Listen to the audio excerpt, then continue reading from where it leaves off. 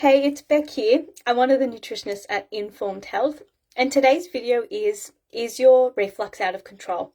I'm not sure if you know this, but about 20% of our population is affected by reflux, and it's one of the most common things that people come to see us for is resolving their issues with reflux. I wish this wasn't the case, that it is so common and that we see so many people for it, but it's such a common symptom of different things that we do help a lot of people with. So today what I wanted to share with you, some of the tips that I help my clients with, just a snapshot of the sorts of things that we help people with in terms of their reflux, and just a few things that you can start today to help with resolving your reflux. So I've got notes in front of me, you'll notice me looking over. But I can't believe it's about 20% of the population is affected by reflux. And it's no surprise with our modern lives.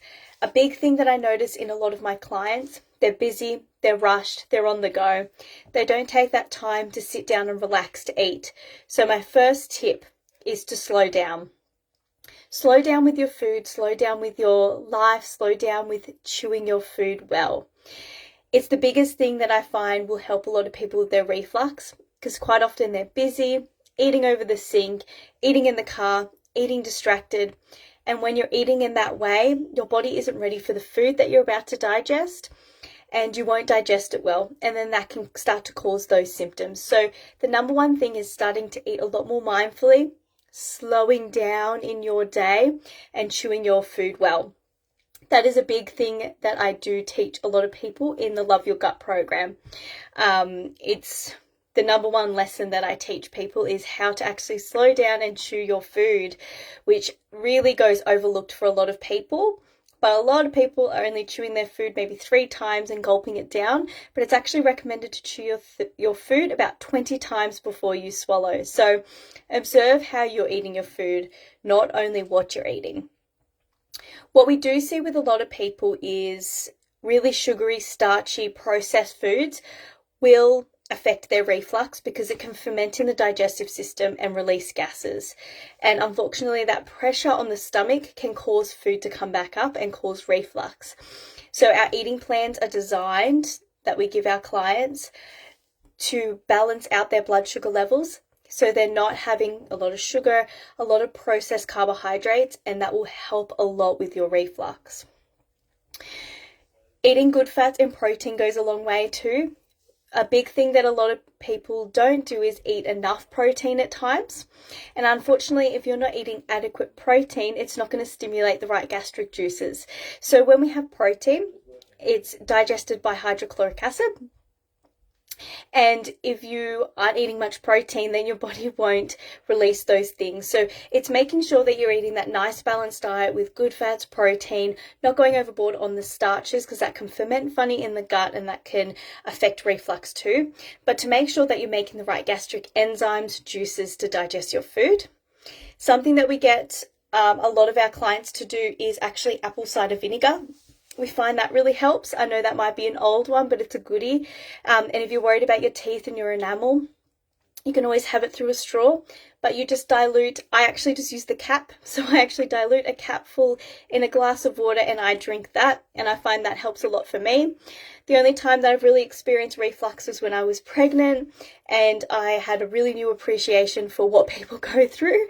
And I didn't realize how bad reflux could be until I went through that myself. So anything that I can help other people with, if they're getting it ongoing, those are the sorts of little things to do. So slow down when you're eating. Be mindful of the types of foods that you're having. The way you're eating your food is really important in terms of chewing it well. And then when you reflect on the types, you want to have a nice balance.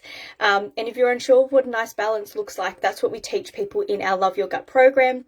We give you eating plans, recipe ideas that are all balanced to help heal the gut. But the good thing about all that balance is that we're teaching you what to do long term. So it's not just giving you an eating plan. We sort of get to the week 4, week 5 mark, and we get to actually get you to start developing an eating plan for yourself so that you're working out what foods are right for you, because it is a little bit different depending on various reasons, like various things. We're all individual. So the last point I'll get to is identifying food sensitivities. So if you notice there's a particular food that's affecting your reflux, then really start being mindful and trying to connect the dots. So things like gluten and dairy are 2 big ones that will affect people's reflux and how they feel, and they can be very sensitive to those two things.